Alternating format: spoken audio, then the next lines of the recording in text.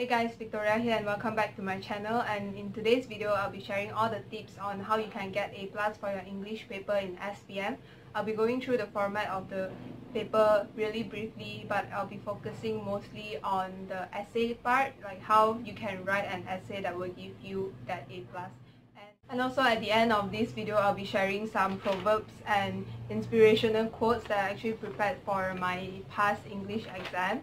So I just found this list and I'll be sharing it with you guys later on in the video as well. And along with today's video, I've also posted a video for how to get A+ for Bahasa Malaysia in SPM, the last minute tips that I have. So make sure that you can go watch that video after you watch this one. Okay, so for the English SPM paper, there are two papers. We have paper 1 and paper 2, and paper 1 is to be done in 1 hour and 45 minutes. And you have to write two essays here. You have to write directed and continuous essays. And the first essay, directed writing, will get you 35 marks, and you'll be given some points on which you should elaborate on. And you have to use all those points, and you don't have to write too long for this essay since it contributes lesser marks than the other essay, which is the continuous writing. And for directed writing, it will sometimes be of format, so you have to know the format of the essays. It is usually either article or letter or speech, so make sure that you are really familiar with the format so that you do not lose marks on the format. And out of the 35 marks that you are given for directed writing, 20 is actually for your language and 15 is for content and format. And then you have continuous writing, which will contribute a total of 50 marks.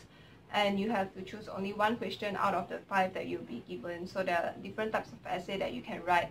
You can write argumentative essay, descriptive essay, or story. My advice is to choose the type of essay that you have been writing for your mid-year and your trials. Like whichever type that you have always been writing, just go with that.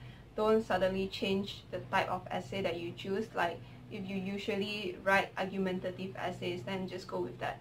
Don't all of a sudden write like story in SPM, because I think that it's better if you just go with the essays that you are usually comfortable with and you have a lot of practice writing so that it does not go wrong. And then paper 2 has sections A, B, C, and D, but I won't go into that. Instead, I'll be talking about the criteria for an A+ essay, so what you need to write an A+ essay. The first criteria for an A+ essay is hardly any mistakes in grammar.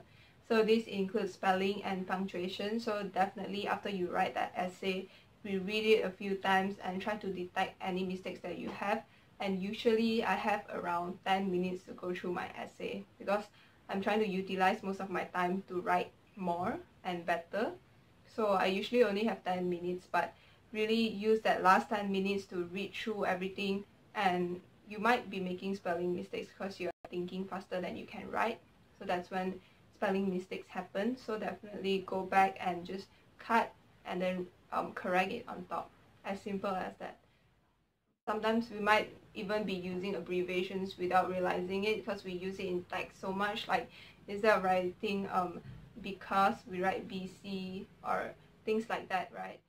Because we use it so much in our daily life, sometimes we just forget and just include those in the essay. So make sure that you read through and correct those things, because those things will cause you to lose marks.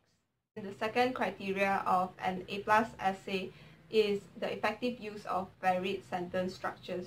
So your sentences have to be of different structures. Examples of that could be simple and compound sentences, active and passive voices, and just try to make your sentences of various lengths as well. Don't write all the same length. Sometimes you could use short sentences and then continue with long ones. Just try to make your sentences vary. And one of the ways to improve this is just to read more, because when you read more, you're exposed to different kind of writing structures and it'll be easier for you to channel them into your essay. And the third criteria is wide vocabulary used accurately and precisely. So instead of using words like happy, you can use delighted. Instead of using words like sad, you can use downhearted. Those have the same meanings, but it shows the different levels of English that you are capable of writing. And I do have a video on advanced words as well, so you can check that out if you want to. But basically, just try not to repeat some words. Use different words even for the same meaning to impress the examiner. However, do make sure that you do know the meaning of the words before using it, because the wrong use of words, however impressive, will cause you to lose marks as well. So make sure that you know the meaning of the word well, you know how to use it in a sentence, and then you use it, because you have to use wide vocabulary accurately and precisely. And then the fourth criteria is good and relevant points. Your writing has to reflect the maturity of your thoughts, and when you're choosing the topics, make sure that you do have enough points for that particular topic. You have to list down in brief at the side all the points that you have, and make sure that before you even proceed with your essay, you are happy with the points that you have. If not, you have to choose another essay, and the points have to be good and relevant to the topic. Just being good is not enough, it has to relate to the topic. So as I've said, for BM Karangan as well, it is equally important for English essay for you to read the questions a few times. So even after you start with the essay, you have to go back and read the question and see if what you write is relating back to the topic that is given, because that is most important. It has to be relevant. And the fifth criteria is well-organized paragraphing. So one of the best ways to do this is to make sure that all your paragraphs are about the same size. So the intro and the outro are different. Those could be shorter, but for the main points, it should be around about the same size. Like let's say you're writing 10 lines for the second paragraph, then for the third, fourth, and fifth, you have to write around 10 to 12 lines as well. You don't want one paragraph with like 12 lines and then the next with like 6 lines. This just shows the examiner that you can't express yourself properly on this point that you have. So definitely try to make sure that all your paragraphs are of the same size. That is one of the best ways to make sure that your paragraph looks organized and nice. And when it comes to paragraphing, obviously you can try not to mix up the points that you have. Like you have one point for each paragraph and then you have the elaborations. Try not to mix them up to ensure that it looks organized. And then the sixth criteria is that your essay should be interesting and original. So for originality, I think that it should not be a problem if you don't memorize the essay from somewhere and then just write it from memory. It should be original, it's okay. And then the next thing is to be interesting. So your essay has to be interesting. So if you are writing a story, make sure that you don't write down every single little detail that you have, and make sure that you are making progress with your story, the storyline is going. And then I also like to include some dialogue in my story as well, something important, a message that you want the reader to take home. I try to include dialogue as well. So those are all the criteria for an A+ essay, and next I'll be sharing the list of proverbs and inspirational quotes that I have. I actually have a total of 34 proverbs here, and then I have 8 inspirational quotes. So I guess I'll just be picking out some of the most relevant ones that you can use in most essays, and I'll share it with you guys. And one of it is cross the stream where it is shallowest, and the meaning of this is use the simplest way to solve the problem.